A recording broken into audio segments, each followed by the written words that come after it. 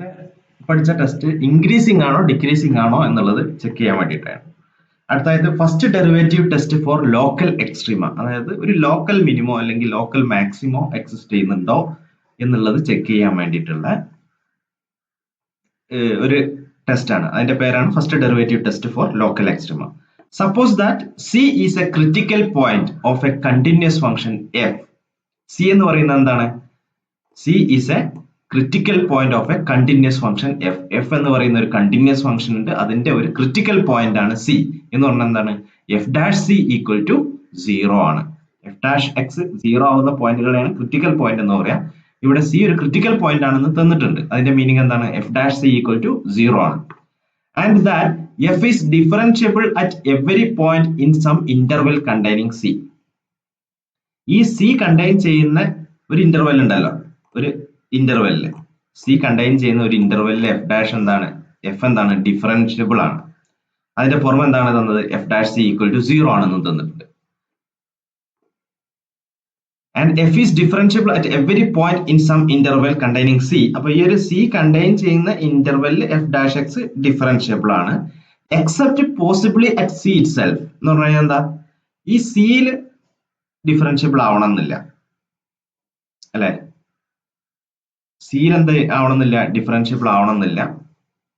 Except possibly at C itself, moving across this interval from left to right. ഇവിടുന്ന് ഇങ്ങോട്ട് പോകുമ്പോൾ എന്താണ്? Left നിന്ന് റൈറ്റിലേക്ക് പോകുമ്പോൾ ഇതിലുള്ള എല്ലാ പോയിന്റ്സിലും ഡിഫറൻഷ്യബിൾ ആണ്, എക്സെപ്റ്റ് പോസിബിളി അറ്റ് സി. നമ്മൾ സിയിലും ഡിഫറൻഷ്യബിൾ ആവാം, എക്സെപ്റ്റ് വേണമെങ്കിൽ എക്സെപ്ഷൻ ഉണ്ടാവും എന്നുള്ള രീതിയിൽ. അങ്ങനെയാണെങ്കിൽ എന്താണ് first condition? If F dash changes from negative to positive at C. എന്താണ് ഈ സി മാത്രം ഒഴിവാക്കാൻ കാരണം എന്താ? ഒരു എക്സാമ്പിൾ എടുക്കുക. ഇപ്പൊ ഈ ഒരു കേസ് നോക്കിക്കോളൂ. ഇവിടുന്ന് ഇപ്പൊ ഈ ഒരു ഫംഗ്ഷൻ ഇങ്ങനെ വന്നിട്ട് ഇപ്പൊ ഇവിടെ കണ്ടു, ഇവിടെ ഒരു ഷാർപ്പ് എഡ്ജ് ആണ്. അപ്പൊ എന്താണ്? നമുക്കറിയാം മോഡ് എക്സ് എന്താണ്? At X equal to 0 mod X differentiable അല്ല.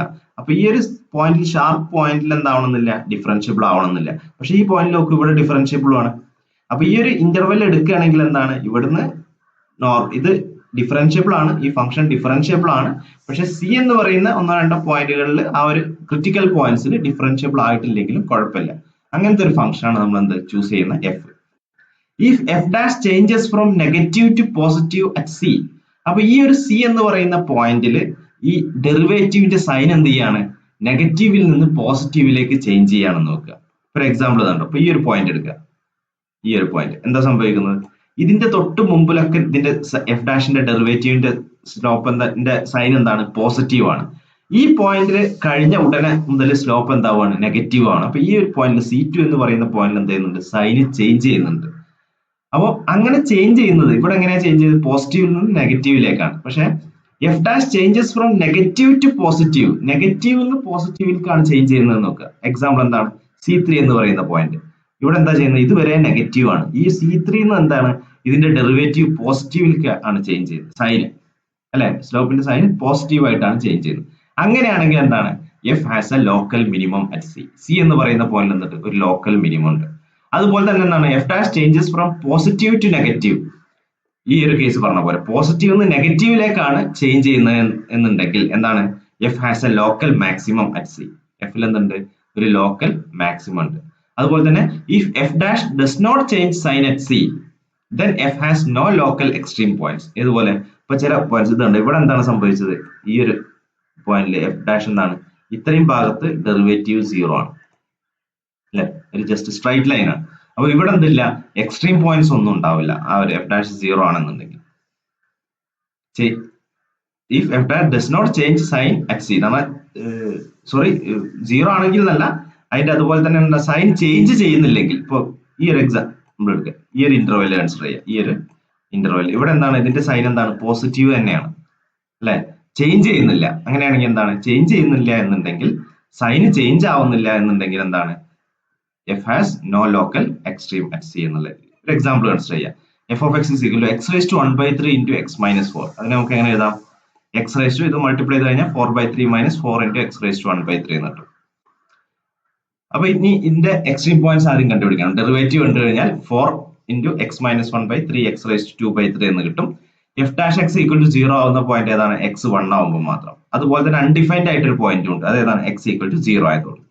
അപ്പൊ ക്രിട്ടിക്കൽ പോയിന്റ്സ് എന്താണ്? X equal to 0 and X equal to 1 ആണ്. അതുപോലെ ഇതിന്റെ ഡൊമൈൻ എന്താണ്? ക്ലോസ്ഡ് ഇന്റർവെൽ പറഞ്ഞില്ല, അതുകൊണ്ട് ബൗണ്ടറിനെ കുറിച്ച് നമ്മൾ ബോധർ ആവേണ്ട കാര്യമില്ല.